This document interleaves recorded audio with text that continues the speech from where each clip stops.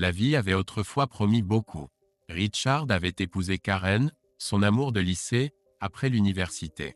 Elle était hors de sa portée, une fille issue d'une bonne famille. Ils se sont rencontrés à l'église, où les marchés libres et la justice sociale se mêlaient. Le père de Karen, un psychologue, prêchait la gentillesse envers les enfants des foyers brisés. Ils sont comme des animaux sauvages, disait-il. La vie les a maltraités. Ils ne pensent qu'à eux-mêmes. Karen évitait la plupart des gens, mais Richard a attiré son attention. « Salut », dit-il simplement. Elle vit un garçon musclé aux yeux bleus vifs et aux cheveux couleur miel. Beau, juste un peu moins de 6 pieds. Un peu bagarreur, mais intelligent. Il avait même remporté un prix pour la construction d'un bateau. « Bonjour », répondit-elle, une révérence typique d'adolescente dans sa voix. Richard observa une fille mince au visage innocent, aux yeux gris indéchiffrables et aux cheveux blonds lumineux. Gracieuse comme une danseuse, avec la carrure d'une athlète de hockey sur gazon. Intelligente, mais discrète, attendant de sortir de sa coquille. Ils ont parlé toute la nuit, passant d'un sujet à l'autre avec une facilité surprenante. Karen est partie confuse. Comme beaucoup de son âge, l'amour était un mystère. Les livres, les films et les parents peignaient tous des images différentes. Cette nuit-là, elle ressentit quelque chose de nouveau, un désir pour l'approbation de Richard, peut-être même son désir. Ils ont commencé à sortir ensemble lors de leur dernière année de lycée, ce temps aigre-doux où l'âge adulte se profile. En cours d'histoire un jour, la réponse de Richard à propos d'Hitler et de Staline a choqué tout le monde. Les tyrans confondent ce qu'ils sont avec ce qu'ils pourraient être, dit-il. Un bon leader sert le peuple, pas lui-même. Le professeur fronça les sourcils. Les élèves frissonnèrent. Richard sourit. L'histoire est écrite dans le sang, continua-t-il. C'est la seule chose qui réveille les gens. Ils sont presque aussi mauvais que nos dirigeants actuels, faisant lentement la même chose avec nous. Karen réalisa soudain que Richard avait un côté indomptable. Elle préférait les hommes domestiqués comme son père, qui suivaient les règles et répondaient aux besoins de sa mère, même à contre-cœur. Ses parents étaient des égaux, discutant de chaque décision. Richard était un animal sauvage, agissant par instinct et par cœur, impossible à contrôler. Pourtant, elle savait qu'il était son véritable amour. « Sors avec d'autres garçons », conseilla sa mère Beverly. « Tu ne peux pas rester avec le même homme toute ta vie. Ce sera inégal, il aura le dessus. Il doit savoir qu'il y a des règles qu'il ne peut pas enfreindre. Le mariage est comme une petite société, affirme-toi ou conforme-toi. » Karen sortit avec d'autres, ne dépassant jamais les caresses. Elle devint assez populaire, terminant le lycée sur une bonne note. Richard ne remit jamais en question ses compétences croissantes. Il obtint une bourse complète pour son université, mais la mère de Karen chercha d'autres partenaires. Leur mariage s'effondra, dispersant la famille. Karen comprit enfin le passé de Richard, bien que le père exécutif pétrolier fournissait plus que ses parents enseignants. Elle épousa Richard, échappant à la pauvreté de la classe moyenne. Ils eurent des enfants, Daniel, Kea, Robert et Suzanne, pendant que Richard grimpait dans l'échelle professionnelle. Ils s'installèrent dans une belle maison de banlieue. « Es-tu satisfaite ?» demanda Richard à Karen un soir. « Je crois que oui », répondit-elle. « Est-ce là la question ? Es-tu heureux ? Le bonheur, réfléchit-il. Je n'y crois pas. » Il lisait dans son livre préféré, qu'elle n'aimait pas. Il débattait de la responsabilité et de la conduite imprudente. Richard insistait, « Chacun de nous est responsable de son propre bonheur. C'est une question d'être fidèle à soi-même. Tu choisis qui tu deviens. Même l'amour est un choix. » Le temps passa et ils oublièrent la conversation. À 30 ans, Karen gérait un foyer autonome. Richard dirigeait maintenant sa propre entreprise avec 3 employés, dont Sue Scott, une responsable de bureau titulaire d'un MFA en écriture créative. « Qu'espères-tu accomplir ici ?» demanda Richard à Sue. Elle répondit avec des yeux gris-bleu brillants. « Monsieur Thomas, j'aime être franche. J'ai besoin d'un travail que je n'aurai pas à détester. Mon diplôme universitaire est inutile, alors je recommence à zéro. Je veux apprendre de vraies compétences commerciales pour ouvrir un refuge pour chats un jour sans me retrouver sur la paille comme la plupart le font, dit-elle. Richard marqua une pause, puis répondit. « Tu es embauché. »« Quoi ?» chuchota-t-elle, détournant le regard. « Ce n'est pas pour ton physique. Nous sommes des professionnels ici. Je suis franc, mais j'aime le jeu équitable. Tu as pris un risque avec cette réponse honnête. Ton parcours montre ta compétence. Je parie sur toi. Bien que ce fût difficile d'apprendre le jargon commercial, elle s'adapta rapidement. Richard n'était pas initialement attiré par son charme de fille d'à côté, mais en se reposant davantage sur elle, il vit son intelligence et son éthique de travail. Cependant, il était engagé dans son mariage et ses valeurs éthiques, évitant de franchir les limites avec sa jeune employée financièrement vulnérable. Un jour, elle l'attrapa en train de la fixer. « Quoi » demanda-t-elle. « Tu avais l'air de vouloir dire quelque chose. »« Je pensais juste à une réunion avec un client » détourna-t-il, cachant son moment de faiblesse. Plus tard cette semaine-là, elle présenta son petit ami Alex, un danseur aussi musclé qu'un boa constrictor, qui se tenait en équilibre sur la rambarde de la salle de conférence. Richard prit une douche froide ce soir-là, réalisant la douleur de la tentation et la satisfaction de lui résister. Avec le temps, Richard se recentra sur son entreprise, la restauration de bateaux, et sa famille. Pendant ce temps, Karen décrocha un emploi dans l'agence de publicité de son oncle. En quelques semaines, elle fut promue au poste de manager, travaillant de longues heures pendant que son mari gérait les dîners à la maison. Karen se confia à sa mère, « Beverly, je me sens partagée. À la maison, c'est une corvée sans fin. Au travail, je progresse rapidement et je veux déménager en ville. C'est une étape de la vie, » répondit Beverly. « Tu as surmonté d'être définie par les rôles de la société. Maintenant, tu comptes dans cette économie et cette culture, plus que le perdant que tu as épousé. » « Il n'est pas un perdant, » défendit Karen. « Il a obtenu son JD et Mba dirige une entreprise de négociation. Nous sommes à l'aise. Mais qui se souviendra de lui ?» insista Beverly. « Tu repousses les limites dans une cause progressiste et rentable. Ta vie a du sens à travers tes actions. » Beverly, toujours dans son emploi au district scolaire, vivait seule après une liaison ratée. Elle était reconnue pour son travail auprès des défavorisés. Lorsque Karen rendit visite à son père, il la prévint, « Ne laisse pas les emplois devenir ton âme. Tu es précieuse avec ou sans travail. La famille est un bonus. J'ai trop donné au travail, à l'église et à la politique. J'aurais préféré tisser davantage de liens. Si tu veux la gloire, écris un livre. » Maintenant, Karen était perdue dans le doute, n'ayant jamais été au centre de l'attention, incertaine de son chemin à suivre. Richard était un bouffon adorable et un super père, mais pas le genre à inventer des réseaux sociaux ou à lancer des fusées. La carrière de Karen a décollé après une restructuration de l'entreprise. Ses nouvelles idées ont impressionné le patron, Jeb, et elle passait plus de temps au travail. La famille s'est adaptée, avec Richard et les enfants prenant le relais à la maison. Karen s'est rapprochée de Jeb alors qu'il remaniait l'entreprise. Elle s'est transformée aussi, nouvelle garde-robe, séance d'entraînement quotidienne. Son succès et son charme retrouvés attiraient les regards. La famille passait au second plan par rapport à ses ambitions. Richard a reconnu les signes, l'ayant déjà vu. Un sentiment d'inquiétude grandissait en lui. Un soir, alors qu'il préparait le dîner, il aborda le sujet. « J'utilise toujours le test de la femme au travail. Si tu serais contrarié de voir ce que je fais, je ne le fais pas. Même être seule avec des collègues féminines. »« Chérie, je m'en fiche, » dit Karen distraitement. Le cœur de Richard s'enfonça. Son manque de jalousie en disait long. « C'est une bonne règle, » insista-t-il. « Si tu veux que ton conjoint soit heureux. »« Es-tu heureuse, Karen ?» Elle ne dit rien. Cette nuit-là, Karen repoussa les avances de Richard, absorbé par des documents de travail. Il sombra dans un sommeil troublé, sachant que le rejet annonçait souvent la fin. Richard passa à l'action, course quotidienne, séance d'entraînement, mise à niveau de la garde-robe. Il emmena Karen à des soirées de rendez-vous élaborées. Mais son enthousiasme s'effaça rapidement, toujours distraite par le travail. Il craignait que l'herbe paraisse plus verte ailleurs, connaissant les pièges à venir. Richard redoubla d'efforts pour courtiser Karen, apportant même des fleurs à son bureau. Le roulement des yeux de sa secrétaire le fit se demander ce que Karen avait dit de lui. Il l'appelait 2 fois par jour, sans relâche, et répétait ses antiques du week-end. Après avoir perdu 5 kilos, il intensifia ses entraînements, remarquant une meilleure définition musculaire. Il lui acheta un collier qu'elle avait admiré en vitrine d'une bijouterie. Il sentait l'erreur imminente comme un orage au loin, impuissant à l'empêcher. Elle exprimait sa gratitude, restait brièvement par politesse, puis partait pour ses courses avant le travail. « Tu as été distante ces derniers temps ?» lui dit-il un soir. « Que puis-je faire pour sauver notre mariage ?» Ses yeux étaient creux, sachant que 2 issues étaient possibles.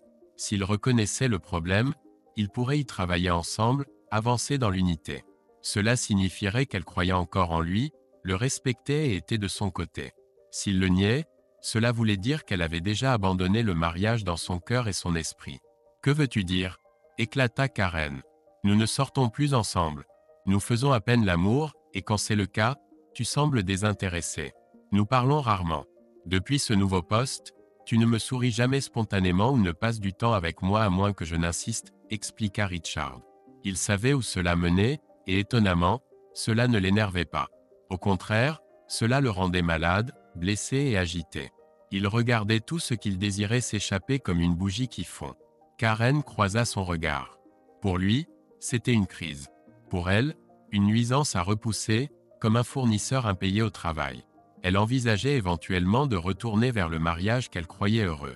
Elle avait de meilleures opportunités maintenant, le mariage étant son plan de secours. « Je n'ai remarqué aucun problème, répondit-elle négligemment. Cette nuit-là, il dormait dans des mondes différents, pourrait tout aussi bien être dans des dimensions ou espèces différentes. Richard chercha conseil auprès de son ami, le shérif Danville Harris, qui avait conseillé son père lors du divorce. Elle danse avec le diable, dit le shérif en allumant son cigare préféré. Il expliqua les concepts de l'ego et du ça, les reliant au comportement de Karen. La question est, continua le shérif, veux-tu arranger les choses? Elle a montré sa vraie nature. Ce n'est pas juste un défaut superficiel, mais quelque chose de profond en elle. Penses-tu qu'elle a trompé? Demanda Richard. Non, répondit Richard. Pas physiquement, mais mentalement, elle est prête. Maintenant que je sais, je ne pourrai jamais plus profiter d'elle. Ma foi en elle est brisée, tout comme mon respect. Elle m'a rejeté, jetant mon amour, ma confiance, mon affection et mon espoir.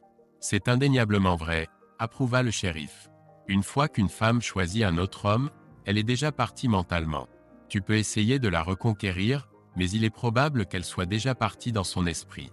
Richard hocha sombrement la tête. Merci, shérif.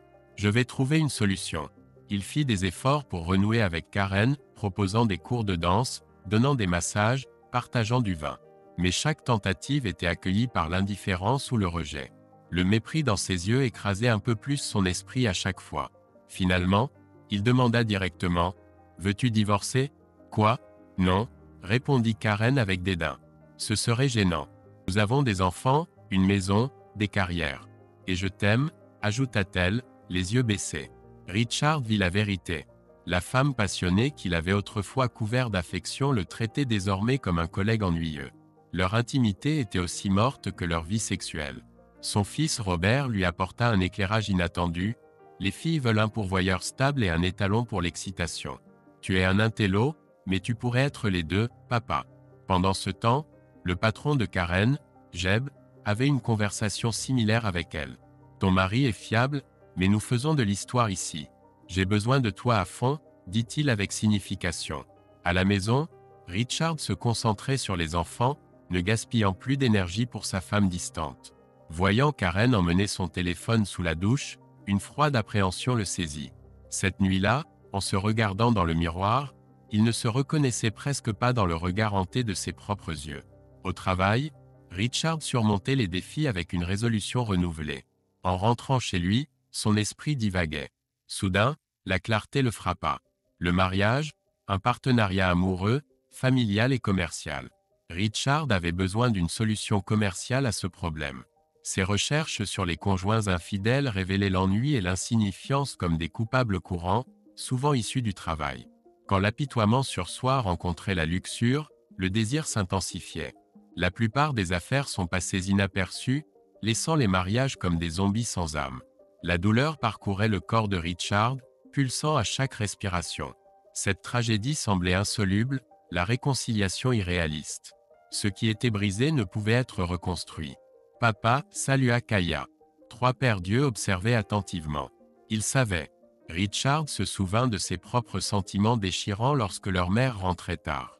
Sa première étape, éviter de se focaliser sur les opportunités en diminution. Deuxième étape, prendre soin des enfants. Lorsque Karen arriva, elle trouva une maison impeccable, des boîtes de pizza dans la poubelle et les enfants au lit. Richard était dans le jardin, ponçant un vieux bateau. Il ne leva pas la main lorsqu'elle regarda dehors. Vendredi matin, Karen annonça un voyage d'affaires pour le week-end. Richard acquiesça, sachant que le changement psychologique s'était déjà produit. Les trompeurs nourrissaient souvent une rancœur cachée envers leur conjoint. Richard méditait sur l'ego et le ça de la société, traduisant les nobles idéaux en motifs égoïstes. Il aimait Karen depuis leur première sortie à la soirée de l'église, respectant le code de fair-play de son père. « Y a-t-il quelque chose que je devrais savoir » demanda-t-il doucement. « Non, Richard, rien, » répondit Karen, agacée, avant de partir en voiture. Le néant engloutit l'âme de Richard. Il aspirait à la structure cristalline de la logique, un refuge contre les émotions et la conscience de soi. « Papa » la voix de Suzanne le ramena à la réalité. Le travail était terminé. Il était chez lui avec ses enfants. La clarté de son monde intérieur se connectait à la réalité plus vaste, les émotions revenant rapidement. Richard avait l'impression d'assister à une tragédie se dérouler, un sentiment de perte l'envahissant. Il repoussa ce sentiment et se tourna vers sa fille. « Ça va » demanda-t-elle d'une petite voix. « Maintenant que tu es là, je vais très bien, » répondit-il. Au travail, Richard canalisa son énergie nerveuse dans ses tâches, produisant des résultats impressionnants. Après son service, il eut un bref moment pour rassembler ses pensées avant de réaliser qu'il était en retard pour le dîner. « Les enfants, c'est encore l'heure de la pizza », annonça-t-il sous les acclamations. La soirée passa dans un tourbillon de jeux vidéo, de dessins animés et d'une livraison de pizzas silencieuse. Richard borda les enfants, reportant les devoirs au dimanche. Le lendemain, ils firent une sortie au zoo. Robert explorait la maison des reptiles, Kaya s'émerveillait devant les oiseaux et Suzanne s'endormait après avoir vu ses animaux préférés. De retour à la maison, ils jouèrent dans le jardin jusqu'au crépuscule. Richard prépara un dîner simple et ils se rassemblèrent autour d'un feu de jardin. Contemplant leur maison au bord du canal, Richard réfléchit à la vie qu'il avait choisie pour ses enfants. Il était déterminé à leur offrir une éducation normale, contrairement à ses propres expériences. L'approche de Richard envers la vie était méthodique. Il analysait les situations, comprenant leur mécanique pour les naviguer ou les manipuler efficacement. Cette vision mature était loin de ses jours d'université. Les dimanches signifiaient l'église, malgré la méfiance de Richard envers la religion organisée. Il croyait en Dieu mais préférait une relation personnelle à la doctrine. Lundi arriva, et Richard conduisit les enfants à leur école inspirée par Montessori avant de se rendre au travail. Il passa une autre longue journée au bureau, jonglant entre ses responsabilités et la vie qu'il avait construite pour sa famille. Sue le regarda avec méfiance, mais il répondit avec un sourire distant, exprimant à la fois la satisfaction au travail et la détermination. En tant que leader, il réfléchit, parfois la tromperie était nécessaire pour le bien commun. L'arrivée tardive de sa femme et sa sortie précipitée pour prendre une douche firent lever des sourcils parmi les enfants. Richard, sentant leur perspicacité, s'adressa à eux avec sincérité. « Les enfants, vous savez que je vous aime, n'est-ce pas ?» Ils acquiescèrent, les yeux brillants. « Je serai toujours là pour vous et maman. Faites-moi confiance, nous surmonterons cela. » Étonnamment, cela fonctionna. Richard aida au devoir, puis se dirigea pour inspecter le bateau. Il envisagea de remplacer la quille fissurée, planifiant mentalement des améliorations. En se débarrassant du vieux bois, il entendit Karen au téléphone. Leurs regards se croisèrent dans un miroir, et elle bafouilla avant de se retirer.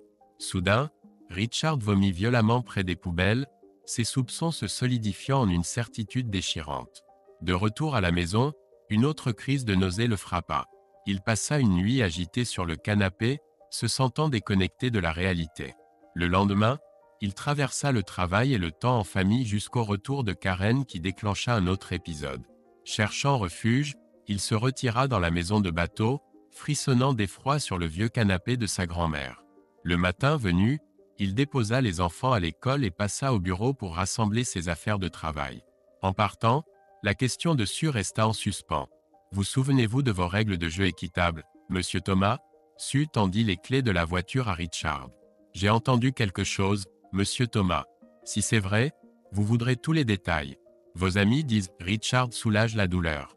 Alors prends ma voiture et fais ce que tu as à faire. » Il ne le reconnaîtra pas.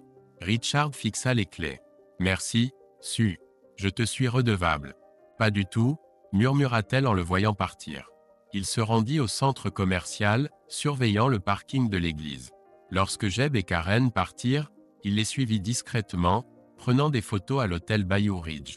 De retour au bureau, Karen semblait mal à l'aise, comme si elle sentait quelque chose. Richard remercia silencieusement Sue pour la voiture anonyme. Cette nuit-là, dans la maison de bateau, Richard médita sur sa situation.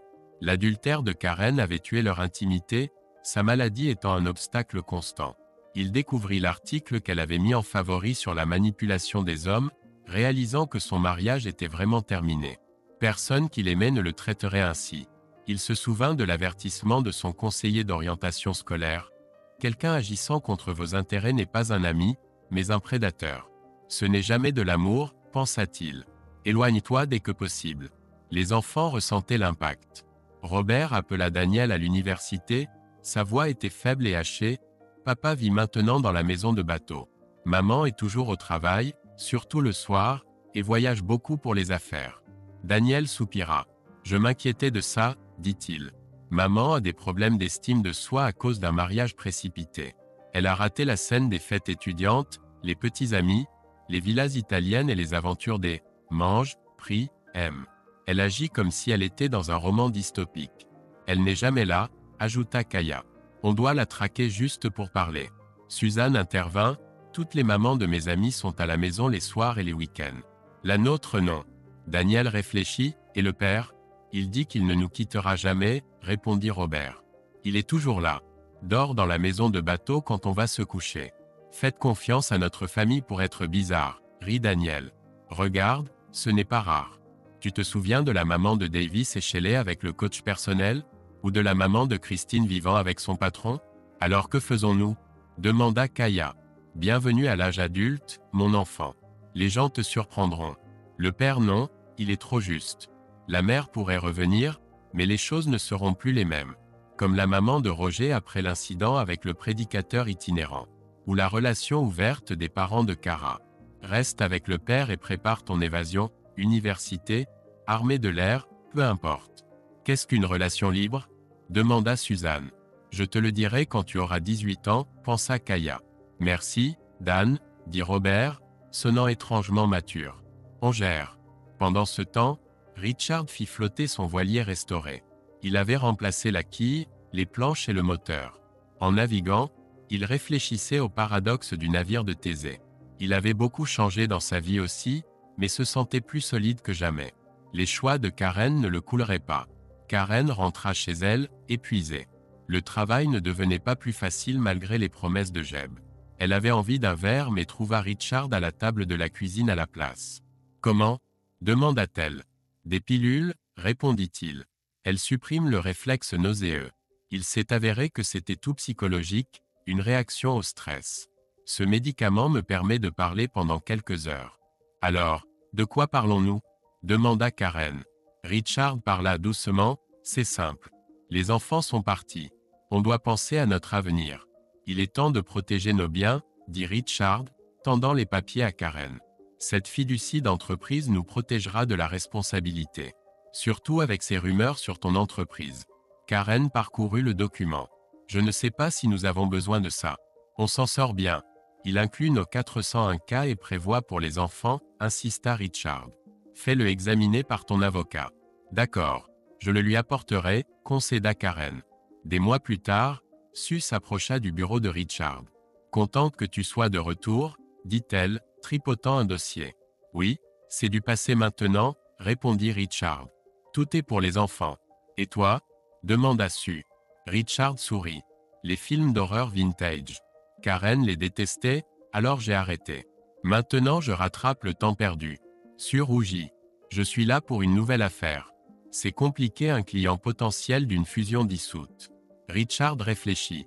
Si le client est partant et que la fusion est morte, fonce. Mais Sue avait déjà disparu. Plus tard, en coupant du bois dans sa maison de bateau, Richard médita sur leur conversation. Un nouveau sentiment s'éveilla en lui, l'excitation mêlée d'admiration. Il rejoua l'entrevue dans sa tête. Ce soir-là, après avoir préparé le dîner pour ses enfants, il attrapa ses clés de voiture. Robert remarqua l'expression conflictuelle de son père. « Vas-y, papa, dit-il. Tu n'as pas eu l'air aussi vivant depuis des lustres. » Richard le prit dans ses bras alors qu'il pleurait. « jurant de contrôler ses émotions pour le bien de ses enfants. L'innocence, souillée par la profanation de ce qu'il pensait être un bon mariage, pesait lourdement sur lui. Au crépuscule, Richard s'approcha de l'appartement de Sheffield dans un quartier morne mais sûr. Elle ouvrit la porte avant qu'il ne puisse frapper. « As-tu reçu mon message ?» demanda-t-elle. « Je suis un idiot » commença-t-il en s'excusant. « Mais tu es venu quand même. »« Pourquoi ?» L'espoir, chuchota-t-il. Il expliqua comment son honnêteté et sa vitalité l'avaient impressionné dès le début, un phare de vérité dans un océan de mensonges. « Je ne fraternise jamais avec des collègues, surtout en étant marié. Mais elle est partie, présente uniquement pour les enfants que j'aime plus que tout, finit-il doucement. Richard secoua la tête, clarifiant ses pensées. J'espérais que tu me demanderais comment je réagirais dans ta situation. Que peut-être je ne serais pas le méchant ici. Elle lui tendit un verre, une imitation de Dr Pepper de chez Costco qui avait meilleur goût que l'original. Ce qui est fait, dit-il. Parfois les choses déraillent. Une tempête arrive, et tu trouves les poussins tombés trop tard. Volonté de Dieu ou hasard? Je ne sais pas, mais je suis dans l'illusion. Tu as toujours été l'une des personnes les plus authentiques que j'ai connues. Et Karen? Demanda-t-elle. Et Alex? Répliqua-t-il. Karen soupira. Alex est gay. C'est mon professeur de ballet. Je lui ai demandé de m'aider ce jour-là parce que j'ai vu comment tu me regardais. Je ne voulais pas être la maîtresse. Je comprends, dit Richard. J'ai du mal à interpréter les choses. Non, dit-elle. Les choses ont changé. Ta femme a fait son choix. Elle est partie, Richard. Il posa son front contre le sien. L'espoir, dit-il. Ça va te tuer à chaque fois. Pas cette fois, répondit-elle, prenant ses mains. Ils parlèrent pendant des heures, se tenant la main sur le canapé. C'est inhabituel, mais je ne suis qu'une fille ordinaire, dit-elle. Si tu n'as rien contre les choses qui avancent lentement, nous y arriverons. Plus tard, en rentrant chez lui en voiture, Richard se sentit transformé. Des profondeurs de l'obscurité au sommet d'une montagne, se prélassant dans la lumière d'un matin de printemps. Et même pas un baiser. Ils étaient désormais des complices dans une mission d'espoir, la foi perdue dans un monde obsédé par le pouvoir et la mort. Elle fixa les règles, jamais au bureau, jamais en public, jamais devant ses enfants. Il resterait un secret, mais elle était, comme elle le disait avec une détermination farouche, tout business. Richard répéta ces mots, clairs et résolus, de sorte que personne, ni sa bien-aimée, ni les sorciers du temps, ni les dieux du monde, ni les clairières et les champs, ne puissent se méprendre sur sa signification. Le choix est éternel, réalisa Richard. À tout moment, il pourrait s'effondrer comme les moments décisifs qui ont mis fin à son mariage. L'abîme semblait sombre de loin, mais à l'intérieur se trouvait la lumière. Ils se retrouvèrent dans son amélioré bateau après que les enfants se soient endormis. Il cuisina, ils discutèrent. Il a appris son passé une écrivaine timide et talentueuse qui n'a jamais vraiment trouvé sa place, et étonnamment, une ceinture noire de jiu-jitsu. Elle a découvert des parties de lui que Karen n'avait jamais explorées, comme ses étés à faire du bénévolat au sein des pompiers. Leur lien s'est approfondi avec chaque histoire partagée. Un soir, sans un mot, il savait que c'était le moment. Dans la chambre, les baisers ont conduit à des ébats passionnés. Ils se sont endormis enlacés. Plus tard, Richard avoua. « C'est étrange, mais je t'aime, Suscotte. » En larmes, elle s'enfuit. Il la suivit, mais elle lui fit signe de lui laisser de l'espace. Confus et déprimé, Richard se plongea dans le travail, jetant des regards furtifs dans sa direction. Les paroles de son père résonnaient. Parfois, les gentils ne gagnent pas. À la maison, il écoutait les histoires de ses enfants avec un intérêt fin avant de se retirer dans le hangar à bateau. Sue émergea de l'ombre. « Je ne peux pas continuer, dit-elle. C'est une vie secrète. Je ne pourrai jamais être ta femme ou leur mère. Personne ne voit pourquoi cela compte pour moi. » Il la prit dans ses bras alors qu'elle pleurait. Le lendemain, Sue trouva une plante en difficulté sur son bureau, le message silencieux de Richard. Comprenant, elle la replanta avec tendresse et en prit soin, intriguant ses collègues. Ce soir-là, sentant sa présence, Richard grogna. « Si tu veux partir, je comprends. » Sue répondit. « Mon esprit dit non, mais mon cœur. Je t'aime, Richard Thomas. Je suis déchiré à l'intérieur. » Il l'étreignit, sachant que les mots ne feraient que semer la confusion. Le lendemain, Richard conduisit Sue jusqu'à une église usée. Le père Muller les accueillit chaleureusement. Pendant que Richard attendait, le prêtre conseilla Sue, révélant le passé douloureux et la croissance de Richard. Je ne sais pas quoi faire, avoua Sue. Mon cœur dit une chose, mais tout le monde dit que c'est impossible. Le père Muller hocha la tête, comprenant son dilemme. Si vous étiez bloqué sur une île déserte, loin de tout le monde, sans espoir de secours, seriez-vous avec lui? Demanda le père Muller. Bien sûr, répondit Sue sans hésiter.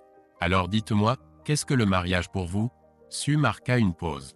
C'est un lien pour la vie, une promesse, un contrat légal et une alliance avec Dieu. Le père Muller sourit. Je suis un terrible prêtre hérétique. Je passe plus de temps sur la théorie bouddhiste et la littérature grecque que sur les Écritures. Je crois que nous montrons notre foi à travers des décisions difficiles, pas seulement des actes pieux. Dieu nous a mis ici pour développer nos âmes à travers la souffrance et les choix. En sirotant son thé, il continua, « Ils appellent ma vision, soulifiée, la foi seule. Il s'agit de se rendre juste, pas seulement de charité. Si votre cœur est pur, vous ferez le bien sur terre et au ciel. C'est la différence entre l'amour et une cérémonie. » Il cita les Éphésiens, puis ajouta, « La religion est bien, mais quand elle remplace la pensée pratique, c'est déjà une maladie mentale. Nous pouvons deviner les désirs du ciel, mais il est clair que vous vous aimez et devez être ensemble. Aux yeux de Dieu, vous êtes déjà mariés. Le reste du monde peut se passer de leurs opinions. » Plus tard, en revenant avec Richard, Sue brisa le silence. « Tu as raison, il m'a aidé à y voir plus clair.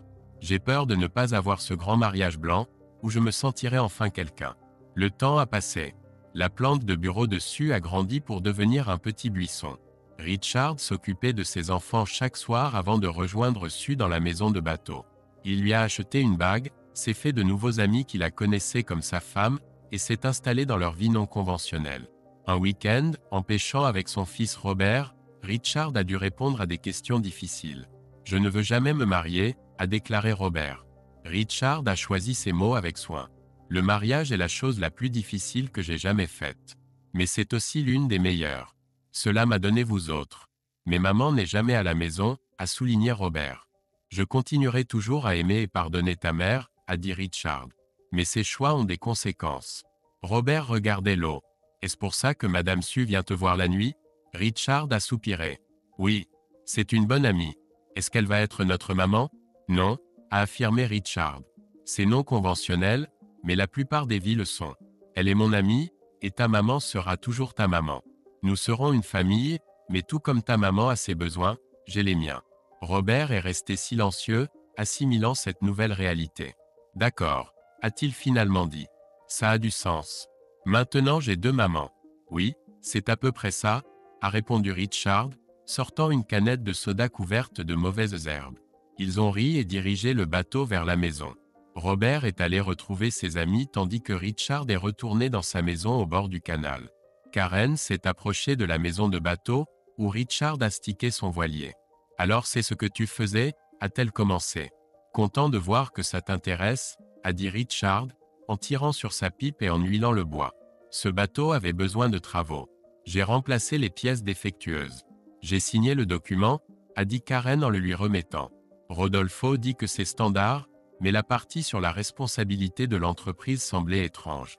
Et si on donnait 10% des bénéfices à l'Arboretum?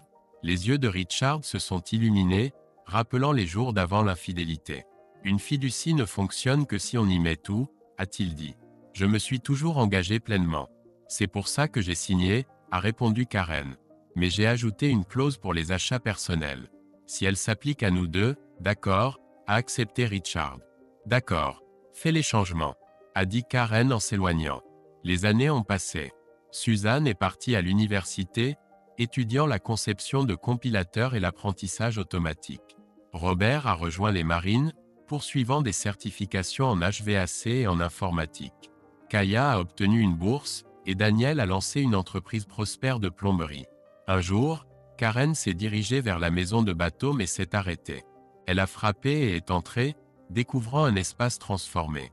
De nouveaux sols, une salle de bain, une kitchenette, un bureau et un salon confortable l'ont accueillie. Le frigo était rempli de bière et de viande. Karen s'est sentie dépassée, sans importance. Puis elle a remarqué des vêtements de femme et a réalisé qu'elle avait été remplacée. La maison de bateau semblait plus accueillante que leur maison. Des dessins d'enfants encadrés et des photos de sortie ornaient les murs. Une citation a attiré son attention. « Méfiez-vous de l'alcool, des femmes des autres et du vol. » Elle a entendu le bateau de Richard arriver. « Oh, salut !» a-t-il dit en entrant. « Tu aimes cet endroit ? Très joli !» a répondu Karen rêveusement, puis s'est ressaisie. « Qu'est-ce que c'est que ça ?» demanda Karen, en lançant un dossier à Richard. « Des papiers d'adoption pour les enfants de ta secrétaire ? Sue est ma vice-présidente, pas ma secrétaire, » répondit Richard calmement.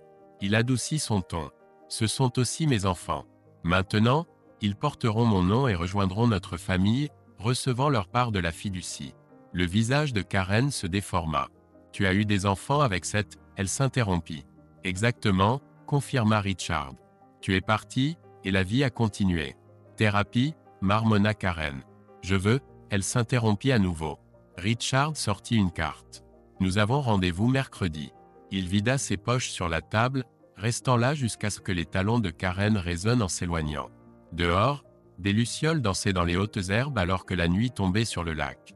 Quelques jours plus tard, Richard arriva dans une grande maison transformée en bureau en ville. Le docteur Raoul Winslow les accueillit. « Je suis ici avec monsieur et madame Thomas. Cela est enregistré. » Un coup à la porte interrompit. Richard répondit pour trouver son avocat, Nick Randall. Karen observa les hommes avec méfiance. Elle avait choisi le docteur Winslow, féministe catholique, espérant qu'il soutiendrait la réconciliation. Richard commença. « Karen a découvert que je vivais avec une autre femme depuis 10 ans et que j'ai 3 enfants avec elle. » Saint compagnie, le docteur Winslow se reprit. « Et tu ne lui as pas dit parce que… » Elle était occupée, dit simplement Richard. Nick distribua des photos datées de Karen dans des motels. « Tu savais ?» s'exclama Karen. Richard la regarda avec pitié. « Quand on aime quelqu'un, on sait. » Nick expliqua la fiducie que Richard avait mise en place, avec sa clause de moralité. Le docteur Winslow parut perplexe alors que Nick détaillait l'infidélité de Karen et la relation ultérieure de Richard avec Sue. Au fur et à mesure des révélations, le docteur Winslow pâlit. Il tenta de reprendre le contrôle. « Richard, tu as remarqué l'adultère de ta femme et tu as riposté ? » « Non, docteur, » répondit Richard. « J'ai essayé maintes fois d'aborder son infidélité. J'ai tout essayé pour sauver notre mariage, exercice, nouveaux vêtements, sorties chic, discussions profondes, même pimenter les choses au lit. Mais rien n'a fonctionné, malgré mon charme supposé.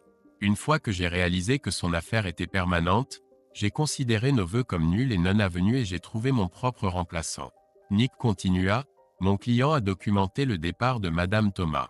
Il a remplacé ses affaires, rénové la maison de bateau en une seconde résidence, et ne visitait la maison principale que pour les tâches ménagères et passer du temps avec les enfants. Il remit un autre document à Winslow. Cela confirme que la maison de bateau est une résidence séparée. Madame Thomas semblait être inconsciente de ces changements. Recentrons-nous sur la thérapie, intervint le docteur Winslow. Karen, examinez ceci avec un avocat. Maintenant, que diriez-vous de dîner ensemble ? Je ne peux pas, dit Richard. Je tombe violemment malade en sa présence. Les médicaments sont brutaux. Désespéré de sauver la séance, Winslow suggéra, et un séjour tropical, Richard considéra cela. Si je le réserve, signerez-vous les papiers d'adoption ? Karen accepta. Fidèle à sa parole, elle signa les documents. Richard laissa son billet sous son oreiller et mit les voiles. Karen arriva à l'aéroport, confuse par l'absence de Richard. Alors qu'elle attendait à la porte d'embarquement, Jeb apparut avec un billet identique. « Je pensais que tu voulais ces vacances dont nous avons toujours parlé, » dit-il. Souriant, Karen pensa, « Au diable Richard et ses jeux. » Ils montèrent dans l'avion main dans la main. Pendant ce temps, Richard appela Nick. Tout au long de la journée, ils contactèrent les clients de Karen. « Bonjour, ici Nick Randall de Mullern et Rankin. Nous enquêtons sur l'abus des fonds des clients dans une affaire entre Jeb Sheehan et Karen Thomas. Étiez-vous au courant de cette relation ou de toute irrégularité comptable ? » À la fin de la journée, Richard et Nick firent face au conseil d'administration de la société de Jeb. Nick commença. « Il nous est parvenu que M. Sheehan entretient une liaison avec sa subordonnée, Karen Thomas, depuis plus d'une décennie. Des documents sur l'ordinateur de Madame Thomas suggèrent que des fonds mixtes ou de l'entreprise ont financé l'affaire, y compris des voyages luxueux. Nous intentons un procès pour les dommages causés à l'entreprise de M. Thomas en raison de la perte de confiance et de clients. Des témoins témoigneront de l'affaire ouverte, apparemment approuvée par l'entreprise et le conseil d'administration. Avez-vous une offre de règlement? Pendant qu'il parlait, une secrétaire chuchota au président du conseil. Richard supposa un autre rejet de clients. Le président pâlit, puis rougit. Nous vous recontacterons, dit-il sèchement. Dehors, Nick commenta, message délivré. 2 semaines plus tard, Karen rentra chez elle furieuse. À Tahiti, ils avaient reçu des réprimandes. Pas de licenciement, mais leur carrière était compromise. Jeb perdit sa direction, fulminant à propos des poursuites. Karen se rendit à la plage, soudoyant un serveur pour des boissons plus fortes. Après les vacances, Jeb disparut de la vie personnelle de Karen. Nick et Richard firent face à l'avocat de Jeb, qui menaça de diffamation. Nick répliqua, exigeant des preuves, planning, dépenses, entretien avec les employés. L'avocat blêmit. La recherche d'emploi de Karen rencontra un obstacle. Chaque entreprise recevait des demandes d'informations légales sur sa liaison et l'abus de fonds. Elle se retrouva à faire du travail de concierge et à suivre des cours d'éthique obligatoires. Richard remit un chèque à Karen. Une pension d'entretien d'1 an. La maison est à toi. Les enfants sont pris en charge. Dans la maison de bateau, Karen accusa Richard d'immaturité. Il répondit doucement, j'ai essayé. Tu n'as pas écouté. Richard réfléchit à leurs rêves brisés, amour, famille, succès, retraite. Tu as choisi cela, dit-il. Tu m'as traité en ennemi. J'ai juste dit la vérité.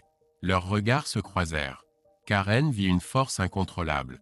Richard vit des années de tourments familiaux et la règle tyrannique de Karen. La colère jaillit. Richard pensa, au diable elle. Au diable tous les menteurs au pouvoir. Il soupira, tirant sur sa pipe. Je ne suis pas un martyr, Karen. Il n'y a eu qu'un seul vrai chrétien, et il est mort sur la croix, médita Richard, regardant l'horizon. Peut-être suis-je Siddhartha sous l'arbre de Bodhi ou Odin suspendu à Yggdrasil. J'ai appris de mes erreurs, Karen. Ta trahison m'a poussé à chercher l'épanouissement ailleurs, mais je ne te divorcerai pas pour le bien de nos enfants. Ils méritent une famille entière et la certitude de ne pas avoir été une erreur, même si tes actions laissaient entendre que j'en étais une. Comme par magie, un voilier blanc étincelant accosta à proximité, éclipsant le petit bateau de Richard. Sue agita la main, entouré de leurs enfants. J'ai oublié de te dire, Karen, nous sommes à la retraite maintenant. Sue dirige sa société de conseil, et moi je fais la même chose. Puisque tu n'as pas pu attendre de voir le monde avec moi, je voyagerai avec elle et les enfants. La fiducie couvrira tout. Richard prit une profonde inspiration. Mais il ne s'agit pas de vengeance. Il s'agit de reprendre ma vie après ton infidélité. Tu sais ce qui est mieux que la vengeance? Le pardon. Je te pardonne, Karen. Je n'éprouve ni rancœur, ni haine, ni colère. Je m'en fiche simplement. Je t'ai pardonné, je t'ai laissé partir, et j'ai avancé. Malgré tes efforts pour te définir, tu es devenue insignifiante. Tes erreurs éthiques te reviennent. Il se leva, se découpant sur le coucher de soleil, l'eau gonflée par les pluies estivales. Je suis libre maintenant, murmura-t-il, marchant vers sa nouvelle vie. Merci de nous avoir suivis. Si vous avez apprécié cette vidéo, n'oubliez pas de liker, de vous abonner et de regarder notre prochaine publication.